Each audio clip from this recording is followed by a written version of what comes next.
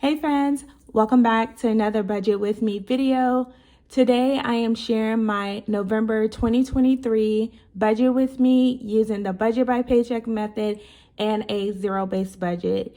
Now I am paid bi-weekly, so today's budget with me video, I'm going to be budgeting for my November paycheck number 1, which will actually carry me through the first 2 weeks of November. So let me know in the comments, you guys, what type of budgeter you are, whether that's digital or pen and paper, and let's go ahead and get straight into this budget with me. Now, as I mentioned, I am paid bi-weekly, and since I've been working a lot of overtime, my bi-weekly paychecks have fluctuated a bit. So the amount that I'm going to be budgeting for my November paycheck number 1 is in the amount of $1,837.48 that I'm going to be using to cover my bills, some debt, my cash envelopes, and savings. Now, if you're new to my channel, I do pay for things like mortgage, car insurance, phone bill, but what you're actually going to see in today's budget with me is these are the bills or the expenses that I actually need to manually budget for. And so the first bill that I budget for on a bi-weekly basis is my car note. Now my car note, I do split it in half, and so half of my car note is $249. Now even when I'm paid 3 times a month, I still pay my car note, and splitting it in half actually allows me to get ahead, knock down some of the interest, and hopefully pay off that car loan sooner. So that's the first bill that I need to budget for my November paycheck number 1. Now the next bill is another larger, I would consider, bill, which is my lights. Now, what I typically do with my lights is I kind of try to estimate how much the light bill is going to be, since it's not really a fixed expense and it does vary. Honestly, you guys, I'm hoping that it is somewhere around $300 for the next bill, because I'm just tired of paying so much for these bills. Let me know in the comments if you're feeling the same way. I just feel like everything has been super expensive lately. I haven't talked to you guys in a minute. So my last bill, I think it was like, oh my gosh, it was like $380 something, and before that it was like close to $500. But I did have a water leak, and so I'm hoping maybe the credit from that will actually show up on this light bill, but who knows. So I'm just gonna go ahead, like I said, and budget out $150, and then on my paycheck number 2, I'll just take out whatever's remaining. So if it's $200, then paycheck number 2 for November will just be $50, and then I'll add it together, and then I'll pay that bill. The next 2 bills that I need to budget for my November paycheck number 1 is my phone storage and my daughter phone storage. And so my phone storage is $9.99. And then my daughter storage is 99 cents. And even though it's just 99 cents, I still like to allocate those funds so I can know where every single dollar is going. And then the last bill that I need to budget for from this paycheck is, you guys see, it says at most overage. So although I didn't film my last budget with me video, I still been doing my budget off camera. And so I budgeted out $100 for my gas bill, but it actually came out to $140. And I thought that was really high, you guys, considering that we just got out of the summer month. It's not even cold yet here where I am in Texas. Well, I'll take that back. It did kind of get cool this week and a little bit last week, but that shouldn't have shown up on this bill. So I did go ahead and get back enrolled into the budget billing for my gas bill, since it is going to be getting colder and I'm going to be utilizing the gas more. And so the lady told me that it should be approximately $80. So anywhere, I mean, it could be less, it could be more. But now that I'm in budget billing, I'm not going to have the surprise bills like going from last month, I think it was like $96, and this month it's $140. So because I had that overage, I do need to take an additional $40.32 from this bi-weekly paycheck. And so let's see how much we actually have left over that we are able to budget for debt, cash envelopes, and savings. So we have our car note, my lights, and the lights is actually going to stay in my checking account. So if you're new here, I don't take that out. I don't cash stuff my bills. So if it's anything that needs to stay in the account, then that's where it stays. 40, 32. And so I am going to be then left with $1,387.18. Now, over the past month, you guys, I've racked up over, I want to say close to $600 worth of debt, credit card debt to be exact. Why? Just because I'm human and sometimes I just swipe. So in this case, this is what I've done. And so I'm trying to come up with a game plan to get it paid off by the end of this year, while also being in the midst of trying to save as well. So what I'm going to do, I have that balance is amongst two different cards. So I'm going to go ahead and pay off the smaller card, which is going to be in the amount of $68.30.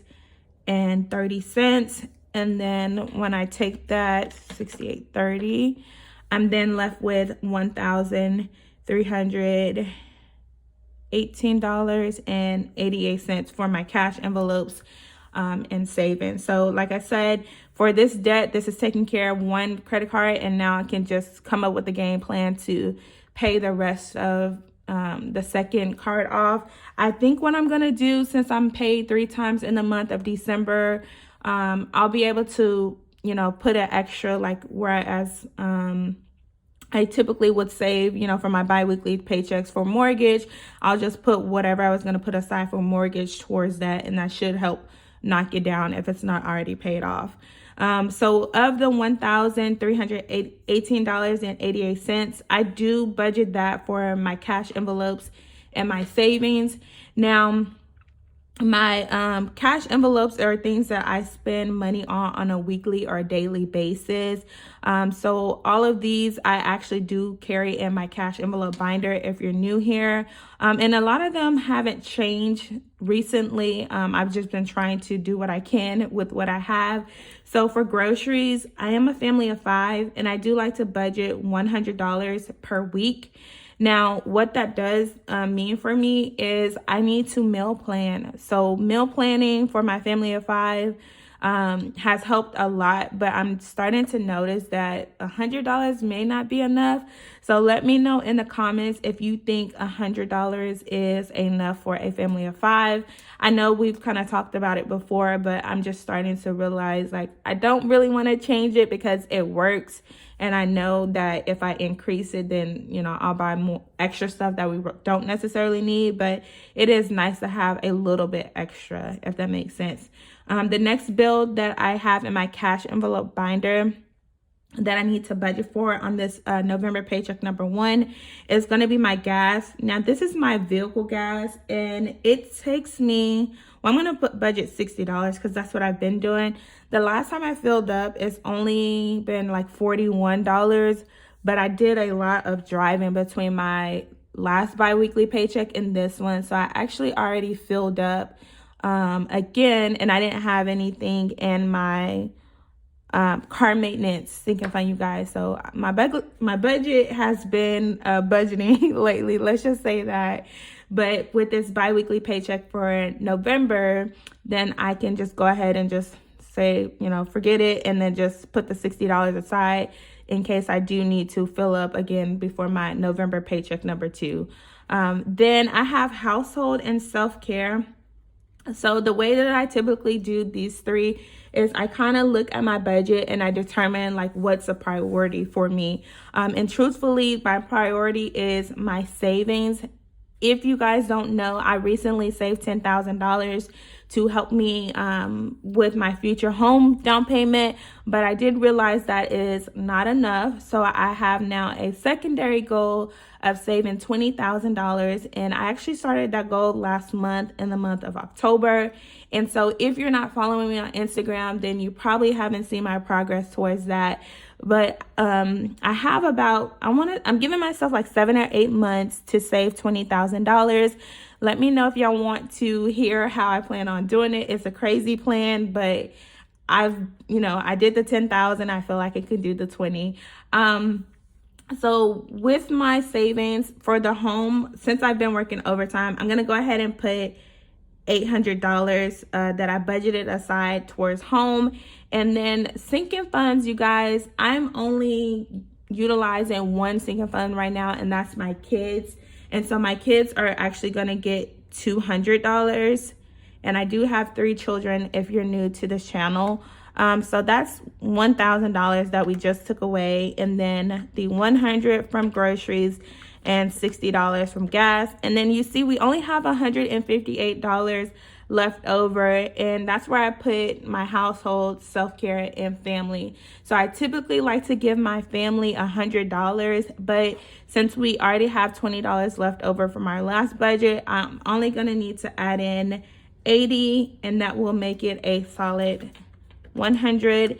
And then with the $78 left, I'm going to split that between household and self-care. Now my household, I usually put like $20 in there, anywhere between 20 and 40, 20 on the low end, obviously, but I do have $5 left over. So I'm just going to add 20, and then that takes us to 25. And then I can give myself $58 for just some self-care or to buy myself something. I'm actually going to a concert tomorrow. When this video is going to go up on Friday, so I'll be going to a concert on Saturday, and I'm sure I'll need to buy something before then, but then that will then bring me down to a zero-based budget. And so that's how I like to budget each bi-weekly paycheck.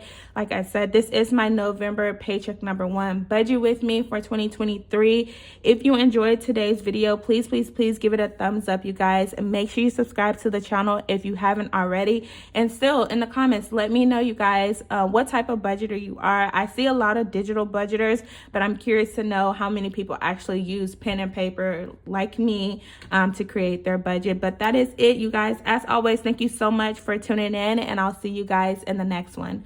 Bye.